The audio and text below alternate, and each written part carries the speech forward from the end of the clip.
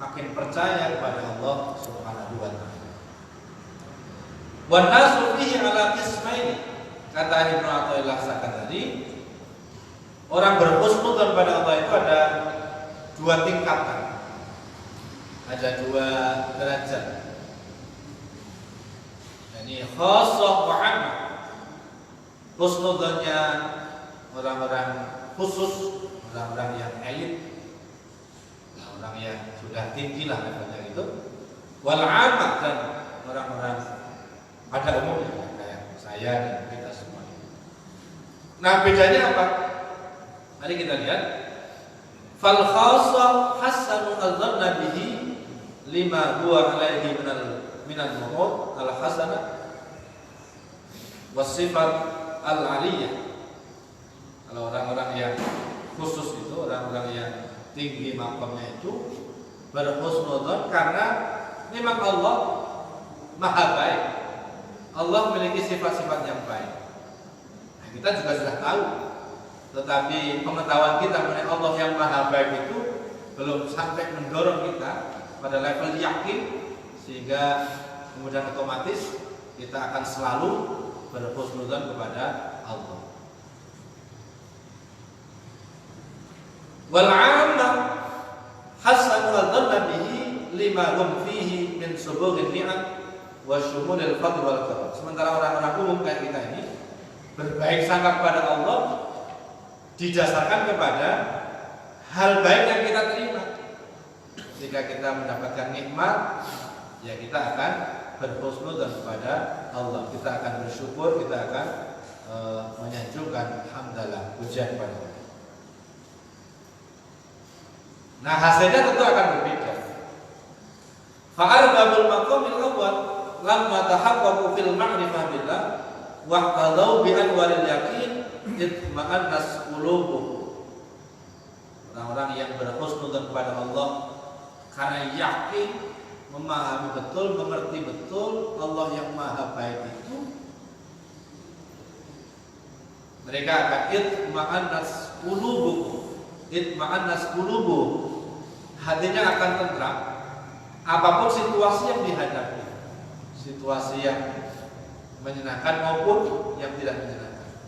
Tenang saja karena Allah maha baik, yakin Allah maha baik, sehingga tidak mungkin menurut keyakinannya ada hal yang tidak baik yang diberikan oleh Allah kepada.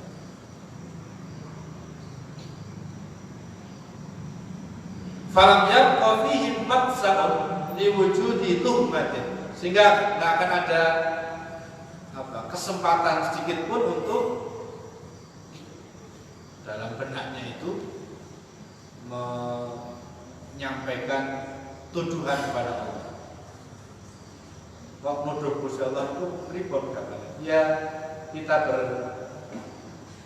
berpikir negatif terhadap Allah itu bagian dari tuduhan kita kepada Allah. Wala majala li su'idz dzanni, tidak ada ruang bagi suudzon kepada Allah, khususnya saat-saat kita menghadapi hal-hal yang tidak menyenangkan. Kita tidak akan terpengaruh, kita akan tetap berhusnudzon kepada Allah Subhanahu wa taala. Itu levelnya orang khusus. Nah, wa arbabul maqam asal, sementara husnudzonnya orang awam kayak kita itu lam yartaqu an nadrihim ilal afar. Selalu kita kaitkan dengan apa yang kita alami, selalu kita kaitkan dengan apa yang Allah berikan kepada kita, selalu kita kaitkan dengan perlakuan Allah kepada kita. Padahal apa yang kita alami, apa yang Allah berikan kepada kita mutalawwina, ini kan bermacam-macam. Hidup itu fluktuatif, hidup itu dinamikanya sangat tinggi. Wa 'inda wuqu'i ba'di ma la yula'imuhu. Nah, husnudzonnya orang awam kayak kita ini, ketika terjadi sesuatu yang tidak cocok dengan hati kita, yang membuat hati kita tidak berkenan, rubbama tad'ufu an tahammuli makariha wa qulub, sehingga hati kita ini yang tadi dalam bahasa Jawanya muncul Gersula, muncul brunder, dan itulah bagian dari suudzon global.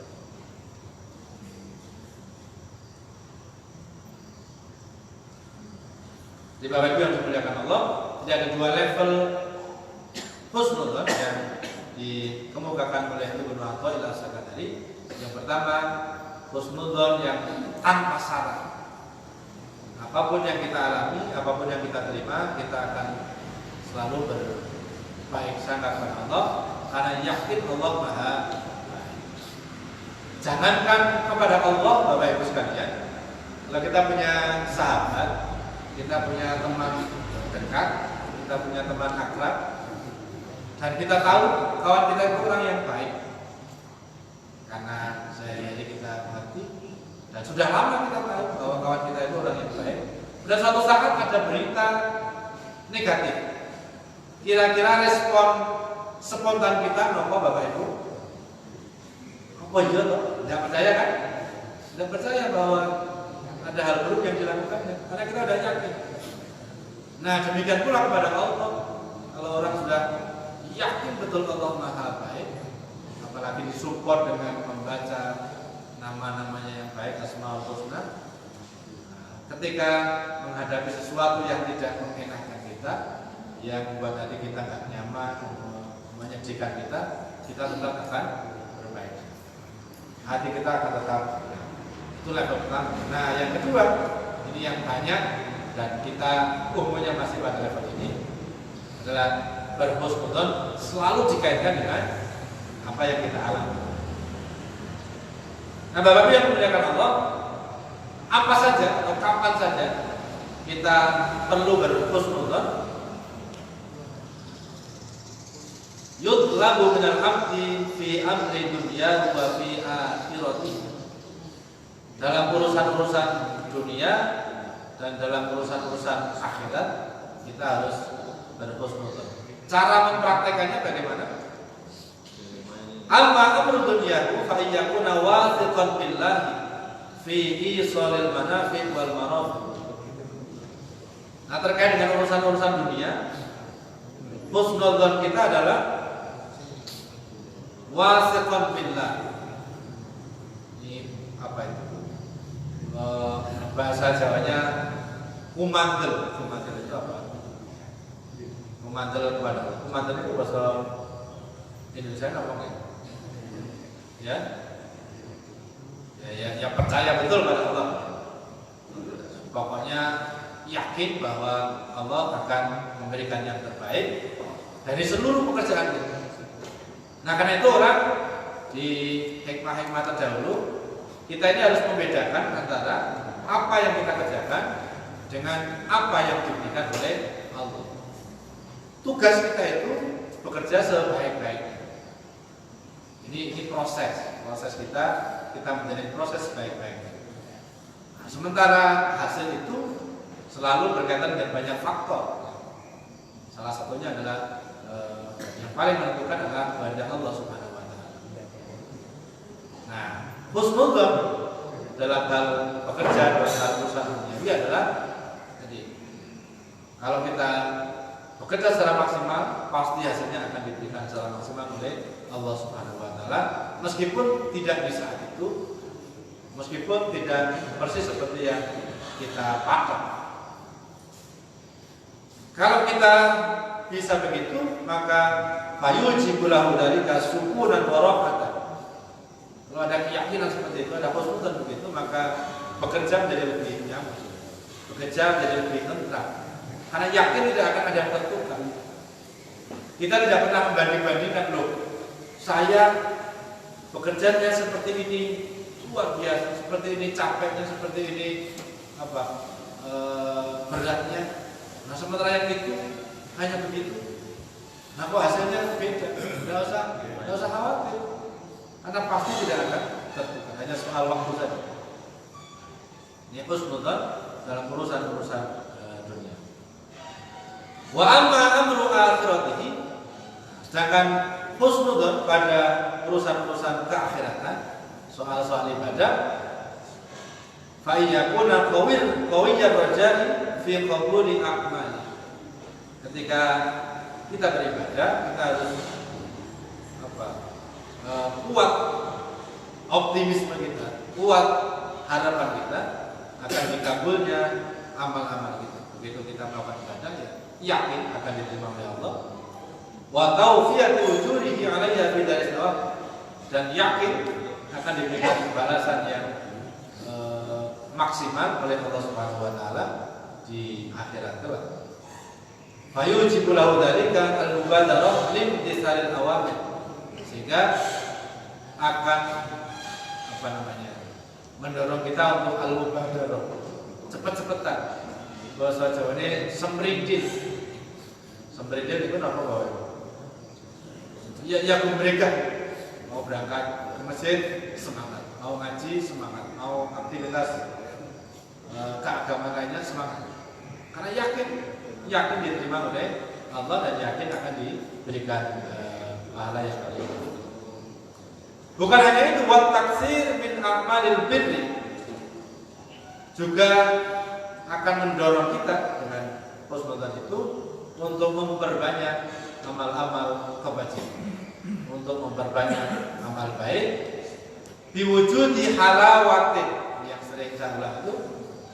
Kenapa kita semprintil melakukan kebaikan? Karena wujudi halawatin, ada rasa nikmat, ada rasa manis di hati kita, ada rasa senang melakukan sesuatu. Dengan tidak ngaji seperti ini, kalau tidak ada rasa senang, tidak ada rasa nikmat, kan betul mungkin akan rawuh ya. Bahkan saking senangnya itu kadang-kadang kalau kita berhalangan itu rasanya ada yang hilang, gimana gitu ya, ada alam. Wal tibatin, dan ada ghibtah. Ghibtah itu meri orang lain, tapi dalam hal kebaikan. Loh, bapaknya itu kok ya di tengah-tengah kesibukannya yang luar biasa, tapi ibadahnya kok masih sebegitu hebat, saya kalah. Nah meri dalam hal kebaikan, dalam hal yang positif namanya ghibtah. Nate meri kepada orang-orang yang berbuat baik, apa buatan bapak ibu kita itu. Nah, ada orang kok kenteng ngaji, ada orang kok kenteng jamaah, ada orang kenteng mujahadah, ada orang kenteng zikir. Meri apa buatan kita itu? Nah meri itu namanya ghibtah. Ini buatan cukup meri toh. Ya terus ditindaklanjuti dengan melu-melu, madani, yang mendekati apa yang bisa dilakukan oleh orang-orang yang kita bayar. Wal tibat, waladzat, bukan hanya tadi ya manis, ghibtah, bahkan waladzat, mulai juga merasakan nikmat. Tuh. Selanjutnya Bapak-Ibu sekalian, jadi kalau mengenai bidang-bidang apa, urusan apa kita harus berhusnudzon, semua urusan dunia maupun urusan akhirat, semuanya harus kita jalani dengan husnudzon. Kalau situasi apa saja atau kapan kita harus berhusnudzon, ya kapan saja. Tadi kata Ibnu Athaillah tadi, wa min mawadin husnudzon billahi ta'ala allati la yanbaghi al-'abdu an yufariqahu fiha, yang lebih ditekankan lagi, yang lebih dianjurkan lagi untuk berhusnudzon adalah awqatus syada'id, saat-saat kita menghadapi kesulitan. Nanti Bapak Ibu menghadapi kesulitan, nah saat-saat itulah kita diberi ajaran yang namanya husnudzon, berbaik sangka kepada Allah. Wal mihan, saat-saat kita mendapatkan ujian, mendapatkan cobaan, fil ahli, keluarga, wal mali, keuangan, wal badani, tubuh kita lagi sakit, kita lagi tidak sehat, dalam hal apapun, li'alla yaqa fil jazali was-sukhti, supaya kita tidak gersulo was-sukhti, dan marah mengalah dengan keadaan. Nah, rumusnya itu karena gersulo kita, prasangka negatif kita itu akan menjadi indikasi dari apa yang kita jalani, yang terjadi pada kita. Kalau husnudzon, ya insya Allah hasilnya akan baik. Makanya Rasulullah itu kalau menjenguk orang sakit, Rasulullah dan para sahabat, kalau menengok orang sakit, besok atau besok, itu pertanyaan pertama adalah kaifa dzannuka billah, pripun persangkaanmu kepada Allah, pripun dzanmu kepada Allah. Nah, namanya sahabat yang ditanya jawabannya husnudzon ya Rasulullah, saya berbaik sangka kepada Allah wahai Rasulullah, meskipun dalam kondisi terbaik sakit. Karena itu rumus mau cepat sembuh atau mau lama sembuhnya, indikasi pertamanya adalah husnudzon. Jadi kalau ada orang besok apa mungkin pertanyaan report kabarnya kan gitu ya, jawabannya ini yang sakit, jawabannya ya tidak perlu ketus, harus ngerti ini rumah sakit kayak ini kok nggak jadi take-off, bukan itu maksudnya. Ya tetap dijawab alhamdulillah. Nah, dari alhamdulillah itu nanti akan insya Allah sakit lebih mudah sembuh, minum obat juga lebih mudah berdampak. Loh, sama sakitnya, sama obat yang diminum, kalau sikap batinnya beda, hasilnya beda loh. Beda. Nah, maka ini praktisnya Bapak Ibu penting. Tiap pagi kita itu ngecek batin kita kepada Allah, husnudzon atau enggak. Paling enggak ya dipompa tadi dengan membaca alhamdulillah yang benar, alhamdulillah. Meskipun semalam mungkin kita lagi berpikir keras mengenai masalah kerja, masalah apa saja, tapi pagi tetap dipompa dengan alhamdulillah. Lo kalau enggak, ini yang tadi malam kita mikir berat sekali itu akan makin mengendap dan makin membuat diri kita tadi terasa sempit pikirannya karena sulit. Nah, saya kutipkan sedikit ada sumpah seorang sahabat.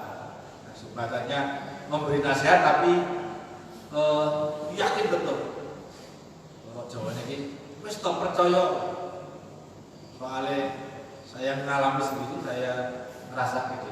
Namanya Ibnu Mas'ud, Abdullah bin Mas'ud, dia bersumpah saking seriusnya ingin ngasih nasihat sama kita. Ma'ahsana abdun dzannahu billahi, tidak ada orang yang berhusnudzon kepada Allah illa a'tahu Allahu azza wa jalla dzalika, kecuali pasti akan diberikan apa yang disangkai secara positif itu. Orang sakit kok berprasangka baik, sembuh ya sembuh.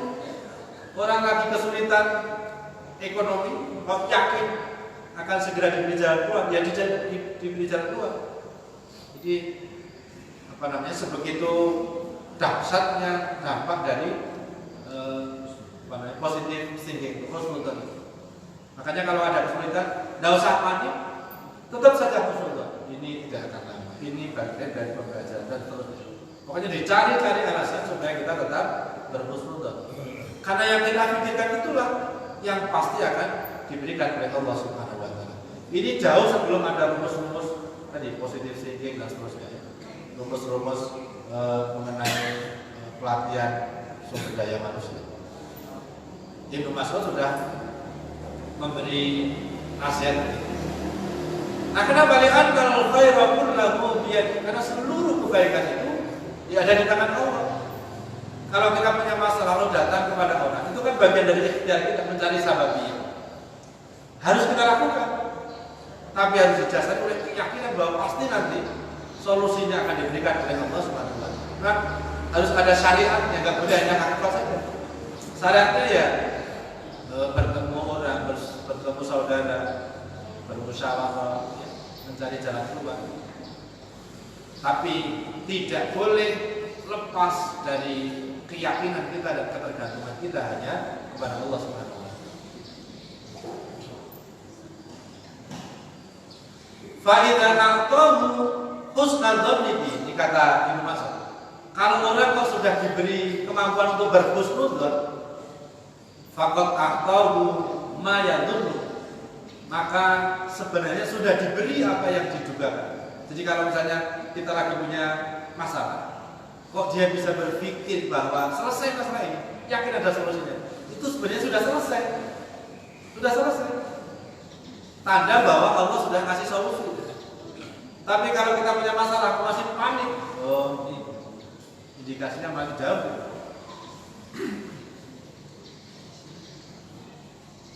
Li'anna alladhi hasana dzannahu, karena orang yang bisa berhusnudzon pada Allah, itulah orang yang dipilih oleh Allah untuk diberikan yang terbaik.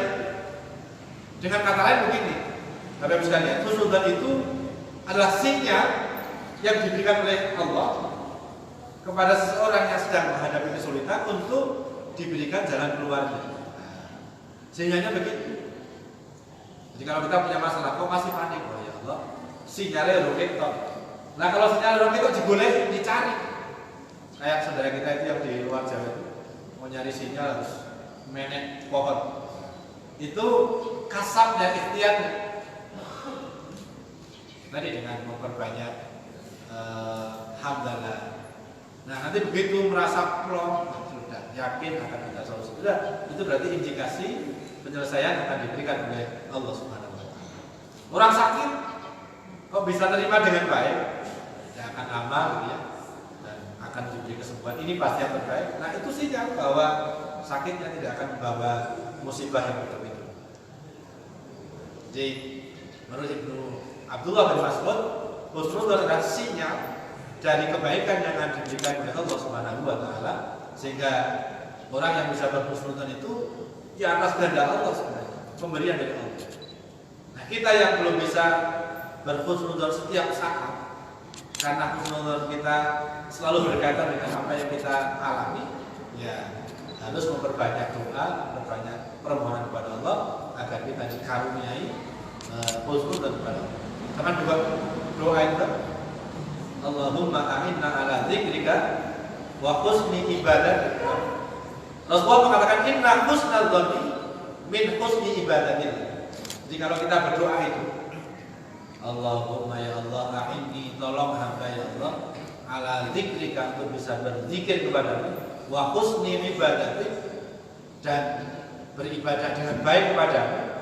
Salah satu isi husni ibadatik itu adalah husnudzon. Rasulullah ketika begitu, inna husnal dzanni billahi min husni ibadati.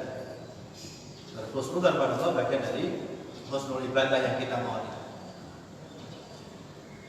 Nah yang terakhir, masih belum sedikit ya. Yang terakhir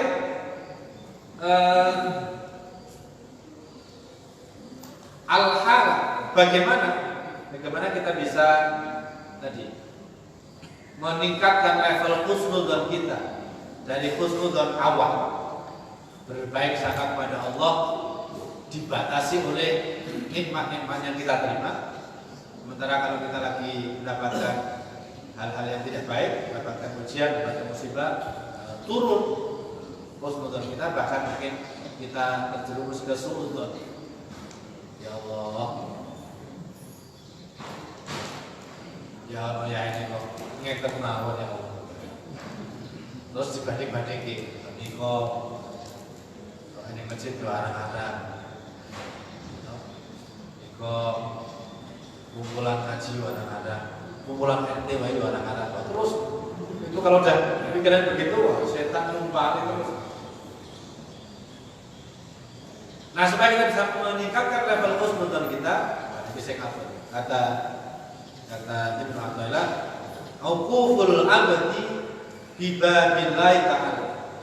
Ini bahasa simbolik. Ini ibarat kita memohon sesuatu kepada pemilik rumah. Kita tuh jogo terus di depan pintu.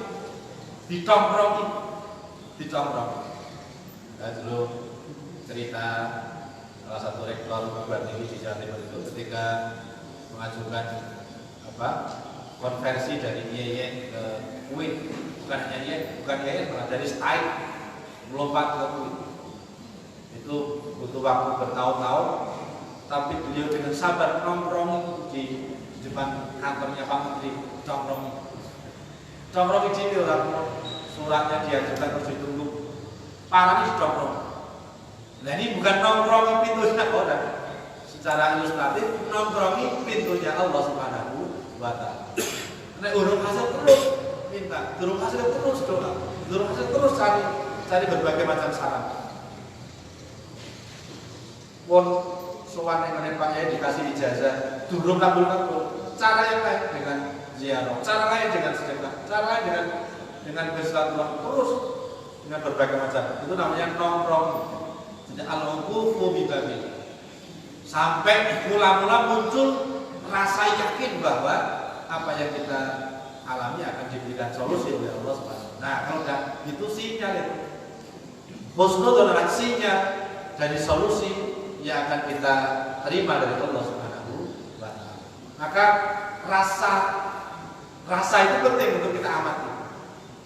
Orang dapat musibah, dapat masalah di kantor. Kok mula-mula bisa menghadapi dengan tenang begitu. Nah, itu sudah sinyal positif. Nah, kok masih panik? Ya diselesaikan kepanikannya. Istighfar, doa, terus mendekat kepada Allah. Mudah-mudahan kepanikan itu tidak menjadi tanda akan adanya hal-hal yang makin negatif. Di kepanikan itu juga perlu diselesaikan. Nek panik kok diikuti, nah, itu nanti masuknya ke suudzon dan masuknya akan menjadi bukannya pertanda negatif, hal-hal negatif yang mungkin akan Nah, Bapak Ibu yang dimuliakan oleh Allah Subhanahu wa Ta'ala, oleh karena itu adalah kita manfaatkan kesempatan yang baik ini untuk terus meningkatkan husnul dzan kita, apapun yang kita jalani, apapun yang kita alami, karena ya hidup itu sangat dinamis. Ada senang, ada susah, ada sukses, ada gagal, ada baik, ada negatif, ada yang menyenangkan, ada yang tidak menyenangkan. Semuanya harus kita lihat sebagai af'alullah. Dan af'alullah, perbuatan-perbuatan Allah, perlakuan-perlakuan Allah pada kita pasti positif.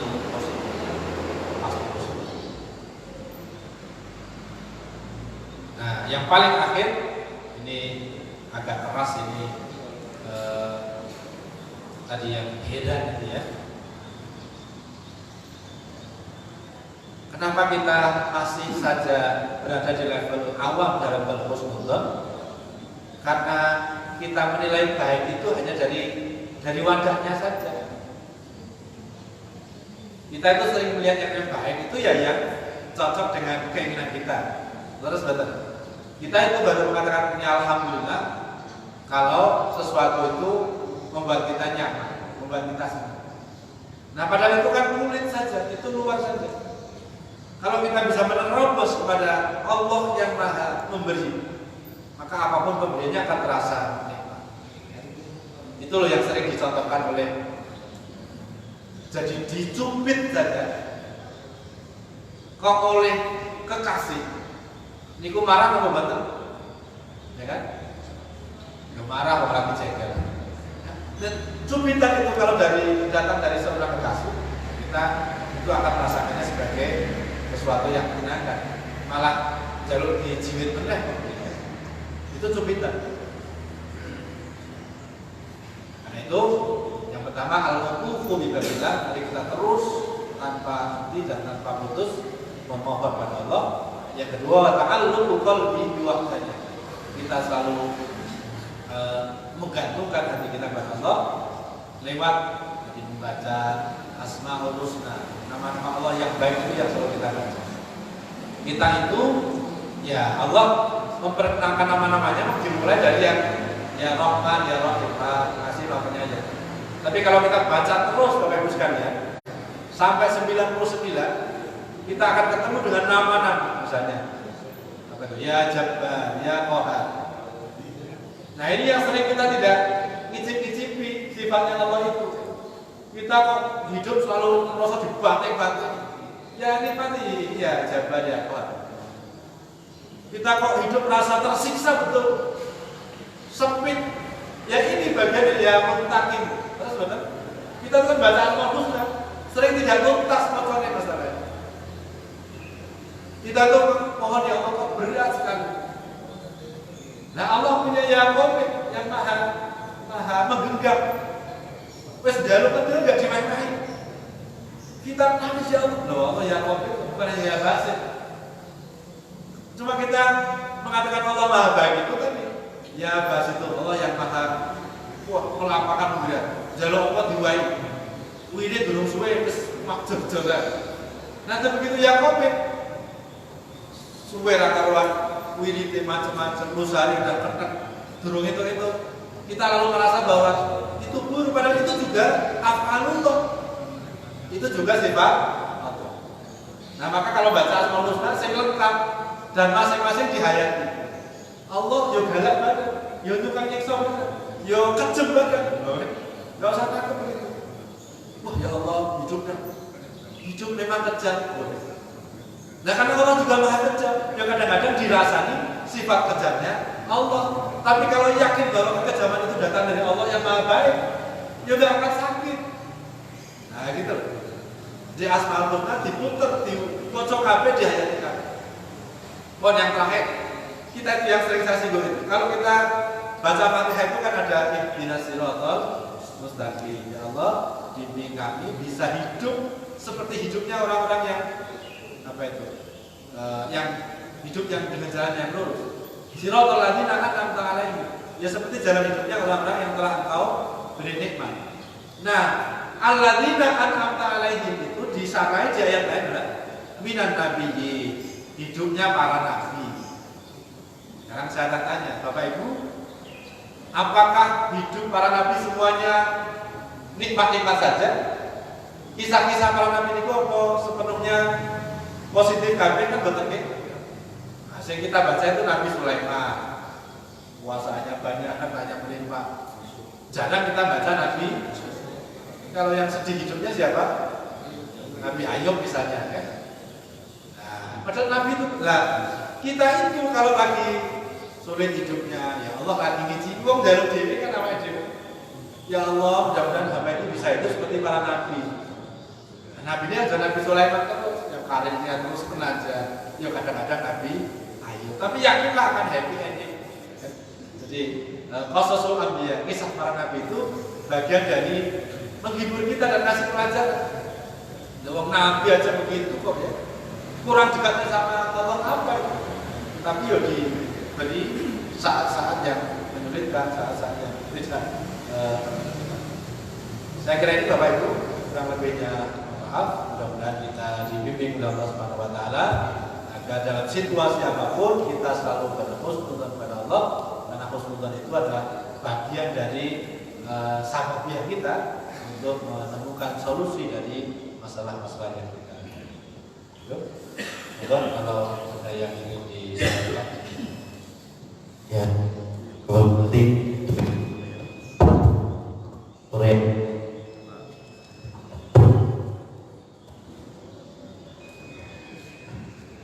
Bapak Ibu yang kami hormati, ya, demikian model disampaikan oleh Bapak Mas Syafiq dan giliran dari Bapak Ibu semua yang mau menanyakan tentang kajian tentang husnudzon ini. Dan memang husnudzon ini sangat erat sekali dengan kehidupan kita, dalam husnudzon kepada Allah. Mohon silakan dari sayap kiri, sayap kanan, ibu-ibu, dari Pak Ali ini. Ada lagi yang dari Pak Ali dulu, nanti disusul yang lain.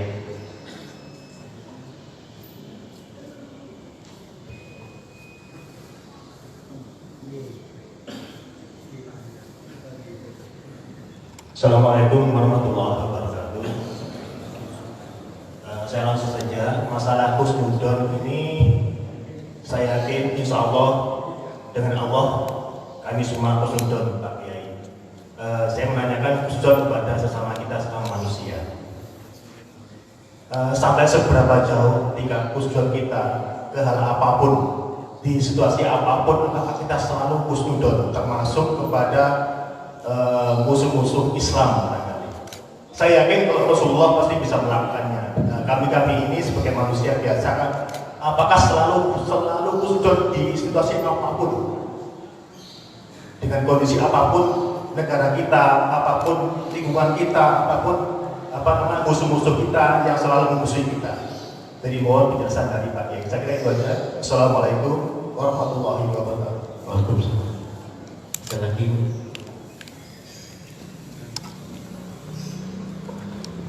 belum ada nanti disusun tak perlu. Husnudon pada sesama manusia.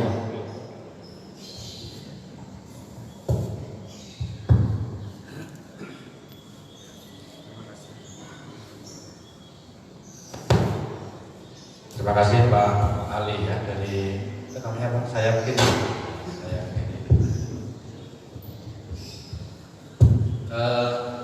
dalam situasi apapun di fisyada itu pada situasi sulit. Bapak Ibu, kalau kita melihat keadaan bangsa kita ini kan bisa dari dua kemungkinan. Kalau kita mau melihat yang sulit-sulitnya ya banyak, ya kan? Kalau melihat yang positif-positifnya juga banyak, tergantung pilihan kita. Nah, dua-duanya saya kira supaya proporsi sudah dilihat semuanya. Tapi ketika melihat hal yang negatif dari negara kita, lihatlah secara tadi husnudon. Lalu bagian-bagian yang perlu membuat kita antisipatif. Kalau kita melihat beratnya bangsa kita, berat sekali. Dimulai sekolah hutangnya negara kita piro sampai ngitung itu per kepala itu berpuluh-puluh tahun nggak selesai. Ya tapi memang coba kalau kita bisa berhusnudon, bandingkan sebanyak itu hutang kita itu, kalau misalnya kita bandingkan dengan misalnya Jepang, prosentasi antara hutang dan kekayaan kan gini, kalau orang hutang itu kan di persentasi tinggi rendahnya bukan karena jumlahnya, tapi menurut saya hebat yang konkret. Hutang kita banyak atau sedikit jangan dihitung berapa jumlah ribuan triliun hutang itu, tapi dengan kapital kita. Nah, kalau dari situ sebenarnya belum tinggi Pak. Di dunia ini negara yang paling banyak hutangnya karena Jepang, kan? Nah, sekarang kita melihat hutang itu. Ini kalau orang positif sedikit, ada orang sowan ke Kiai, dengan pangapunten Kiai, masalah apa? Iki dalam kata hutang, nyuwun wirid sebatas bikin wirid kula waos itu utang-utangnya selesai. Loh, jawabannya Kiai malah lha ora salah diutang. Ben anak dalam hutang ya ora maju-maju. Ya, ini ada Pak Yes sedang memotivasi. Bukan terus, wah nek kula badhe tambah utang itu. Ya semua kan harus dikalkulasi ya. Ada kemampuan membayar itu. Nah, ya tetap ada solusinya. Jadi malah nek cara Cak Nom itu hidup tanpa hutang bagi langit tak berbintang. Jadi hal negatif sekalipun bisa kita sikapi dengan husnudon. Nah, kalau enggak saya ini yang dijadikan untuk mencuci otak kelompok-kelompok radikal ya begini.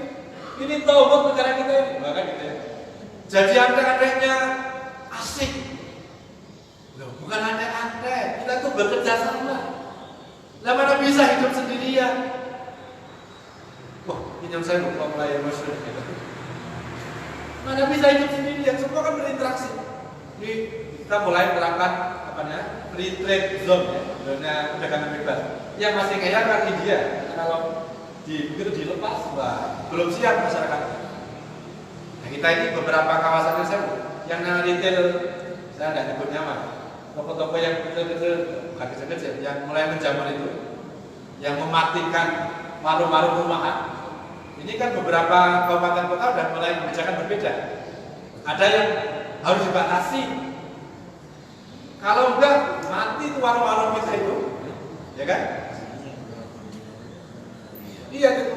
Dulu kan warung itu kan namanya warung lokalitas. Nah, RT atau warungnya RT. Nanti orang butuh apa? Dan warungnya itu warung persaudaraan. Boro-boro duit kan ngitung. Yuk lombok, yuk berapa? Kan jadi hidupnya jadi enak sekali. Orang punya warung zaman dulu itu berarti motivasi ekonomi.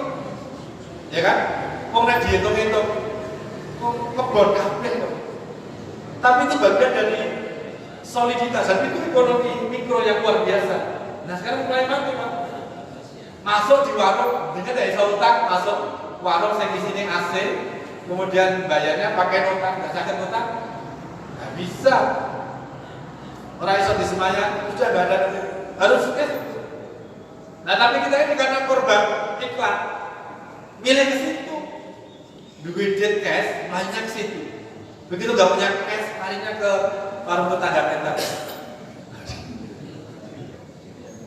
Nah maka dibatasi udah, kita nggak boleh ada retail kayak begitu maksimal sekian.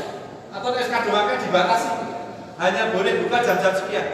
Loh mereka itu bukanya udah mulai 24 jam loh Pak, ya kan? Loh wani buka warung koyo ngono di tengah jalan yang lihatin sepi loh, hebat itu. Nah ini urusan penting. Nah, jadi kalau mau lihat apapun dari sisi negatifnya, ketemu banyak. Tapi lihatlah itu sebagai bagian dari upaya untuk mengantisipasi. Sehingga lihatnya secara positif. Utangmu kok akeh kan? Berapa? Orang berapa nilai saya itu akan berbanding lurus dengan seberapa orang mau utang kita, ya kan? Orang nih, bank, dulu orang seperti saya, paling ngasih utang tuh berapa? Puluhan atau ratusan? Iya kan? Oh, ini malah 100 loh ya kan? Tapi kalau orang lihat jangkau, udah miliaran. Baru saya punya kawan, itu orang sabar itu di mana nih? Di mana ditawar-tawari? Karena potongannya itu iya. Nah saya ini hutang. Loh, bank itu jangannya orang kena kecek-kecek kalau kreditor toh. Kok bank punya kalau utang kok pelaku, gitu? Pokoknya jenis bank simak pinjam. Nah makanya sekarang hati-hati ini ada fintech ya, yang pinjam-pinjam online itu. Wah, ini kemarin ada kasus ibu-ibu yang apa itu pinjaman fintechnya itu sampai berapa puluh gitu ya. Ya karena begini, ini apa namanya? Gengnya kan tahu ada satu masuk diutangi di SMS sama di WA dapat hutang mudah begitu, ikuti gitu. Begitu masuk, sementara nggak memperhatikan kemampuan membayar, wah diteror di semua jejaring sosialnya diberitahu bahwa ibu ini tak sedia. Nah temennya masuk, udah tak awali aja, tak tolong, tak kasih pinjaman untuk nutup niku, buat terus berlaku. Nah gue nek, kan Nabi bilang begini, yo coba kenceng-kenceng, nek dulurmu sing utang kuwi lho iso bayar yo kasih tempo. Karena dulu kan belum administratif, ya, parani kasih tempo. Nah sebaliknya kepada yang sing duwe utang, Nabi juga nyarankan hati-hati, karena akan dibawa sampai mati, loh kan? Jadi Rasulullah kasih saran kedua belah pihak. Kok sampai meninggal, utangmu rampung, itu nyawamu tergantung loh, begitu. Mulai so tekan kono, nyangkut karena hutang. Makanya kan dalam tradisi kalau pemberangkatan jenazah, Bapak Ibu yang masih punya apa itu hak adami segera menghubungi keluarganya kan gitu ya. Nanti dua-duanya begitu. Nah, kalau sekarang kan pakai sistem mau pinjam ya semua ada persyaratannya. Jadi kalau zaman dulu, jadi begitu Bang. Terus dalam situasi apapun, malah lebih dalam situasi yang tidak nyaman. Musuh itu lebih penting loh Pak. Orang kalau bilang musuh Islam, saya setuju. Dengan cara suudzon. Wong kalau orang lihat sebagai musuh itu kompetitor, kan gak hanya di luar ya. Dalam diri kita itu, hidup itu harus punya musuh. Kalau nggak punya musuh itu nggak akan maju. Orang di musuh, boleh musuh. Dengan gawa raket karo gawa kok. Ora ono musuhe, main apa mboten? Ora main malah golek ya. Ya kan? Jadi musuh itu bagian dari mekanisme yang diberikan oleh Allah supaya kita meningkat. Makanya nek ana wong kok nyalip, alhamdulillah ketemu musuh tak yakin, ya kan? Enggak usah marah. Kayak kuat cepet ya dicari bagaimana caranya. Jangan sungguh-sungguh balap. Mesti ini gunung apa? Gunung Kemukus. Oh, emang dia mau apa? Pendaki gunung jangan sungguh-sungguh. Jadi begitu. Justru pada saat-saat sulit itulah kita harus mengedepankan husnuzon. Lihat sisi-sisi positif. Nah, kemampuan untuk melihat sisi positif itulah bagian dari apa? Strengthening kita. Hal yang akan menguatkan kita. Dan itu harus dilatih terus, harus dilatih. Makanya terakhir saya akan cerita. Dulu ada Pak Kiai. Itu julukannya Pak Kiai baik. Pak Kiai baik. Kenapa? Setiap ada orang datang, keluar apapun, jawabannya baik. Saya nih, Pak Kiai saya. Nah ya, ini saya kira apa? Mekanisme Pak Kiai untuk menebarkan virus husnuzon itu. Jadi ada orang datang. Biasanya kalau orang datang ke Kiai, itu kan membawa masalah, gitu. Jadi Kiai itu kalau sudah jadi siap, jadi kita ya siap datang orang dengan berbagai macam masalah. Udah cerita berapi-api dengan segenap masalahnya. Saya. Nah kalau orangnya lalu merubah pikirannya, alhamdulillah dibilang saya sama Pak Yai, ya sudah jadi positif kan. Nah jadi itu indikasi awal akan datangnya baik pada level pribadi maupun level negara apapun itu. Semua hal yang negatif harus kita lihat, kita baca dengan pandangan yang positif, dengan sikap yang positif. Oh jangankan kita Bapak Ibu, ini negara adidaya mana ini? Amerika dan China kan? Itu super power kan? Tapi kalau mau lihat negatifnya, oh ngeri Pak, itu bisa 5-10 tahun ke depan runtuh, iya kan? Kalau melihat sisi-sisi bagaimana Amerika sudah mulai kehilangan sumber dayanya untuk menghidupi masyarakat. Mungkin sekitar puluhan tahun ke depan itu kan kolek. Kalau lihat sisi negatif, tadi kayak Jepang itu. Jepang itu kalau semua kekayaannya dibebayarkan net, ya. Apalagi sekarang dikejar sama Korea. Dulu kan kita kalau pegang HP apa itu? Sony ya. Sony ini kan Jepang membuat sebagai buatan merek yang kita pakai Sony. Nah sekarang HP Sony mana ada? Ganti Samsung kan? Samsung ini Korea kan? Oh buatan pakai paham. HP buatan ganti kan? Ya itu dulu ceritanya begitu. Korea awas ya Jepang, begitu kan? Marahnya positif kan? Kamu punya Sony, saya dalam waktu yang tidak akan lama akan punya produk mobile phone yang akan melibas produk. Betul kan? Nah kita kan marahnya begitu Pak, bukan marahnya terus gawe bom. Musuh toh tiap menghidup itu semua ada musuh. Ada musuh, kalau nggak ada musuh ya habis nih. Selesai hidup itu tentrem aja. Nah tapi musuh itu lalu berkompetisi, berkontestasi. Semua begitu. Kalau mau lihat negatif, negara kita itu kan kalau mau lihat negatifnya Pak, di semua sudut itu sudah ada kapal-kapal perang asing Pak. Sewaktu kita bertengkar, mereka masuk, ya kan? Itu kalau sisi negatifnya. Wah, jadi hidup itu ternyata antara negatif positif itu, makanya lalu mengaduk nyambung ke Allah, terus melu Gusti Allah. Nah, dengan ikut Gusti Allah yang mana segala-galanya, dari ya rahmat sampai ya sabur, mentalitas kita akan makin kuat, dan dari mentalitas yang kuat itu kita akan bisa berikhtiar dengan saya kira mantap, mungkin jangan dan habis ya. Saya ini akan materi berbagai macam saya. Bapak Ibu yang terhormati, demikian dan ini waktu sudah meninggal pukul 5 lebih 23 menit nih, waktu kita cukupkan dan dari orientasi oleh Bapak Mas tadi, Bapak Musyabdor menyampaikan tentang bagaimana berhusnuzon begitu kepada terutama pada Allah, dan juga berhusnuzon juga kepada di rumah kita harus berpandangan positif, dan positif ini akan menjadikan kita juga semakin baik, dan terutama kita akan semakin dekat dan takwa kepada Allah Subhanahu wa Ta'ala. Bapak Ibu yang kami hormati,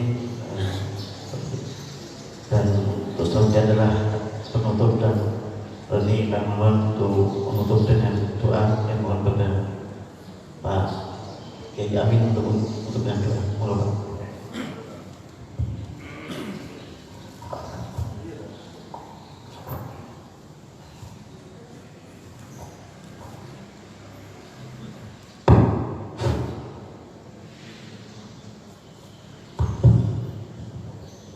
Alhamdulillah wa syafa'atu Rasulillah al-Fatihah. Bismillahirrahmanirrahim. Alhamdulillahirabbil alamin. Ar-Rahmanir-Rahim. Maliki yaumiddin. Iyyaka na'budu wa iyyaka nasta'in. Ihdinas siratal mustaqim. Shiratal ladzina an'amta 'alaihim ghairil maghdubi 'alaihim waladdallin. Bismillahirrahmanirrahim. Alhamdulillahirabbil alamin. Hamdan syakirin, hamdan na'imin, hamdan yuwafi ni'amahu wa yukafi mazidah. Allahumma salli ala sayyidina Muhammad adada rabbi salatan tarasukuna biha min ahli taufiq wa tuballighuna al-qudur ila baitil atiq wa ziyarati qabrin nabi wa qabr Abi Bakr Siddiq wa ala alihi wa sahbihi sallim. Allahumma salli ala sayyidina Muhammad salatan yaksuru biha mali wa astaqim. Allahumma salli ala ruhi sayyidina Muhammadin fil arwah wa salli ala jasad wassalam bil a'zam min kulli ma jazalna tuhaffidhu bil Qur'an wa tufahhimu bil ayat wa tasabbitu min al-iman wa tahfadhu nas bil qalbi wal qalbi wa ala alihi wa sahbihi subhanallah walhamdulillah wa la ilaha illallah wa la hawla wa la quwwata illa billah. Astaghfirullah. Allahumma inna nas'aluka min fadlika wa rahmatika fa innahu la yamliku ma'dan illa anta. Ya Allah, ya Allah, ya Allah, ya Ahad, ya Ahad, ya Ahad, ya Wahid, ya Wahid, ya Wahid. Allahumma arzuqni minhum syai'an wa innahum anfa wa innahum wa innahum. Allahumma ya Allah, inna fi tadbirika ma yughni anil khiyar wa fi karabika ma wafaqal amal wa fi khilqika ma yasudul halal wa fi afika ma yufajjal. Allah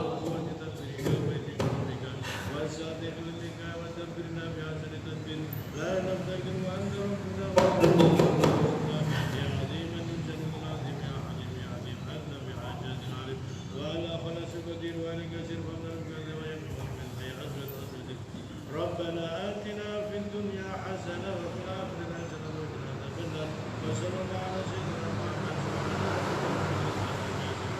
وسلام على المرسلين والحمد لله رب العالمين بسر أسرار الفاتحة.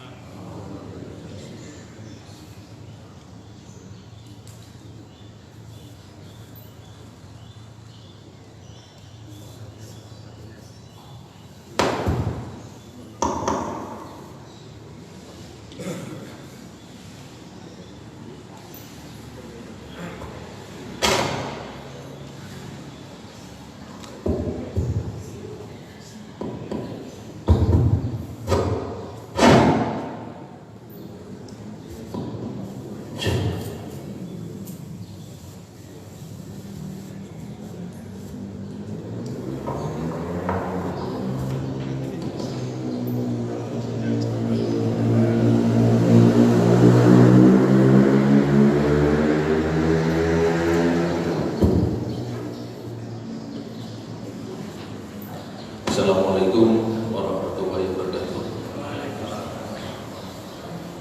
Bapak Ibu yang dirahmati Allah SWT, sebelum kita tutup ada beberapa informasi yang bisa kami sampaikan. Informasi yang pertama yaitu mengharap kehadiran Bapak beserta Ibu nanti malam habis pada Isya acara peringatan Maulid Nabi di rumah Bapak Haji Jumaidi, Geraha Taman Pelangi, AA 1 nomor 38 BSP. Insyaallah Nabi dengan pembicara beliau Bapak Dr. Andes KSI Wahrulji MHQ dan doa Bapak KSI Amin Farel MHQ. Untuk teknis pemberangkatan nanti kita baca sholat isya jamaah isya langsung berangkat menuju ke PSB dan bersama-sama nanti karena waktunya terbatas Pak Wali ada acara di Muhammadiyah karena baru dengan acara Muhammadiyah. Insya Allah nanti kita tepat waktu berangkat jam 7:30 langsung meluncur ke lokasi. Informasi ini sekaligus sebagai undangan. Informasi yang kedua, alhamdulillah infak pada pagi hari ini mendapatkan Rp190.000. Semoga infak Bapak Ibu semua mendapat ridho dari Allah Subhanahu wa taala. Dan kami atas nama Tamir mengucapkan terima kasih kepada Bapak-bapak, Ibu-ibu yang telah menyediakan takjil pagi hari ini berupa snack dan insya Allah nanti kita sarapan soto bersama.